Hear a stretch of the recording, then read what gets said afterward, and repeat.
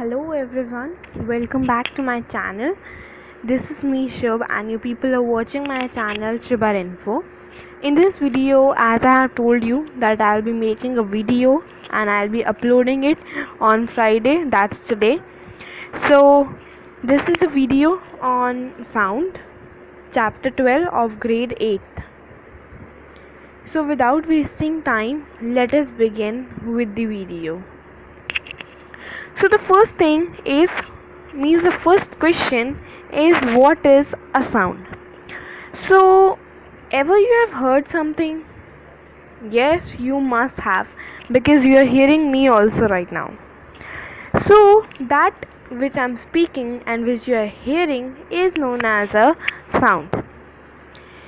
So everything which is speaking, like suppose if I say the honking of the vehicle and the chirping of the birds is a sound, and we can see a variety of sounds in our surroundings.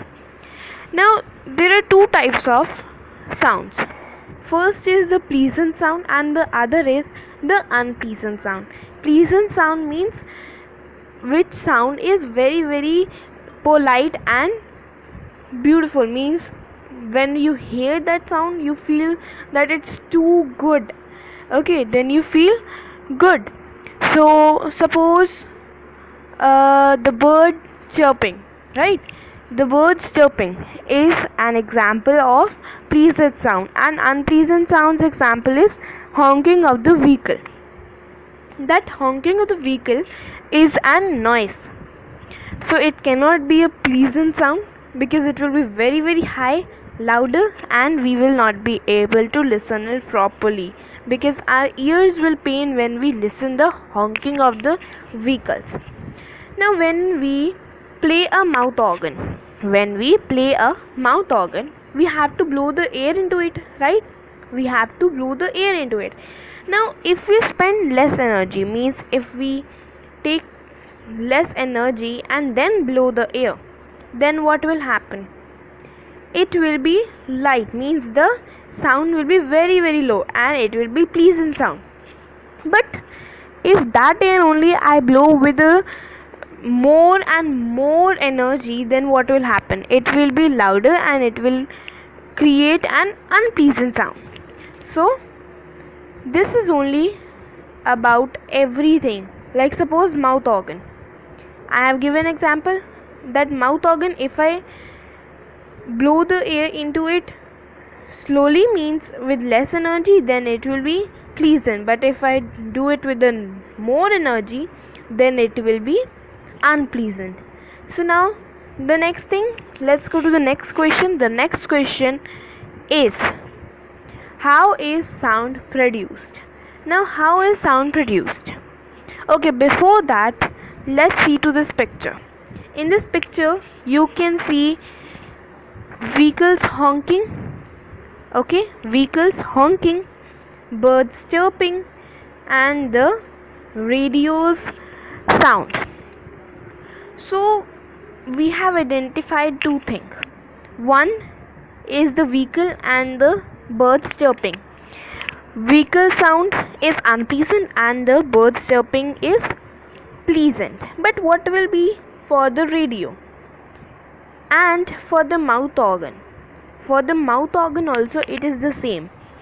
If I blow air with lot of energy, then it will be unpleasant. Same, if I just do the volume of the radio too much, then it will be unpleasant, because then it will be a irritation in our ears and we will not feel good with that. But if I do the volume down, then it will be fine and we'll be able to hear it very properly. Now next question is, how is sound produced? So how is sound produced? Sound is produced due to the vibrations of the particles. Now vibration of particles, but in what? In an object.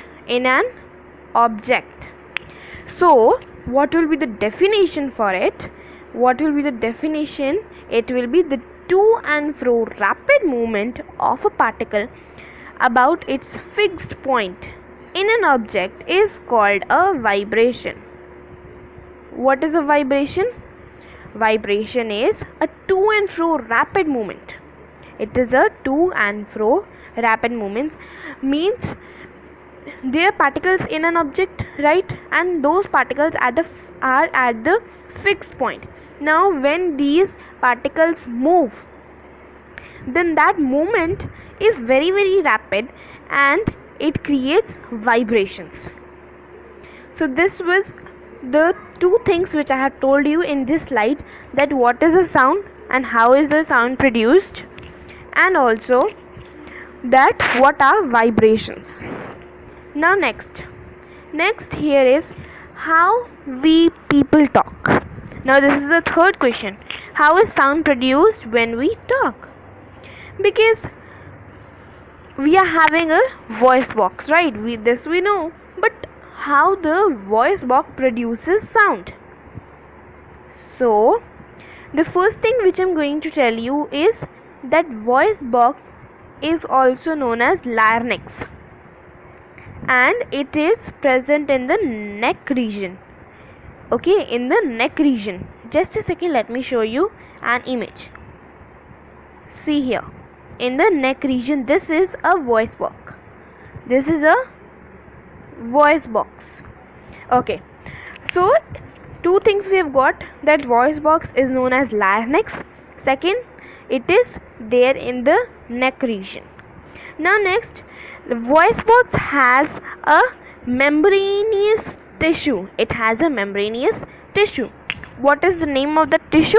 The name of the tissue is vocal cords. Vocal cords. Now these vocal cords have a narrow silt between them. Now why this narrow silt is there? So that the air can pass through them. Now how these vocal cords help in the production of sound? How can sound produced by these vocal cords? Okay, so vocal cords, when vocal cords are open, when the vocal cords are open, then they produce sound. And how? Because when we are breathing, the vocal cords get opened and they allow air to go into the lungs. And when we are speaking, then the vocal cords close, and then they take the air inside them in the lungs. So vocal cords close when speaking, so that the air from the lungs pressed between them to cause the vibration. Okay, one activity I am saying you people to do. What you have to do, just take your hand and put it in the middle of your neck, and then speak anything. Speak a tune or just a word, and then you will be able to feel that your neck region is vibrating. It is vibrating. Same what we are learning in these last two lines. So this is all about vocal cords and the voice box. So here we have learned three things.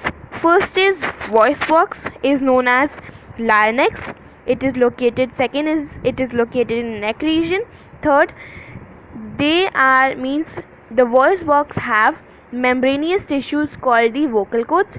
Then the fourth is three only not fourth, no fourth is there. Yeah, but we have learned that how the sound is produced actually by vocal cords.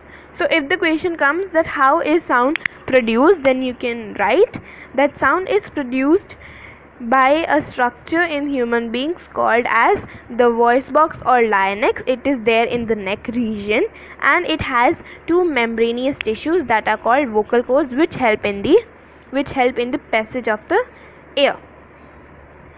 Okay, so this is a image of vocal cord.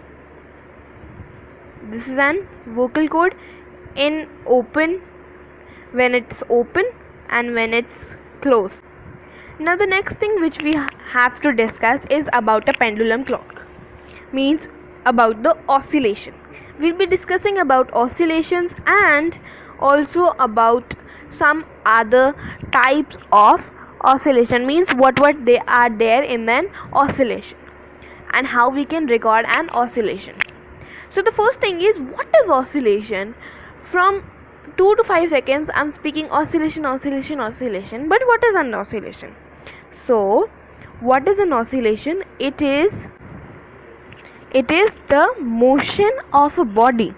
It is the motion of the body where the body repeats its motion in a regular intervals of the time. It repeats its motion in a regular intervals of time between 2 points. This to and fro manner is called an oscillation. This to and fro manner is called as an oscillation. Now we have got what is an oscillation, right? We have got what is an oscillation. Now the second thing which we are going to discuss is about a simple pendulum. What we are going to discuss, that what is there in a simple pendulum. So a simple pendulum has a metallic bob, it has a flexible string or a thread. Okay, it has a metallic bob, flexible string or a thread. So this is a picture of a simple pendulum, means I'm not showing the pendulum but I'm showing you its things. So what you can see, a rigid support, a thread, bob, right? Okay, so what is the rigid support? It is the support given to the bob and to the thread. So thank you all for watching. That's all in this video. As I said that there will be one more part, so wait for that part, and I wish you like this video. I hope means that you like this video. Thank you and have a nice day ahead. And yeah, do not forget to like, subscribe and share to this channel, and if you have any doubts please comment me below. Thank you all. Have a nice day. Bye bye.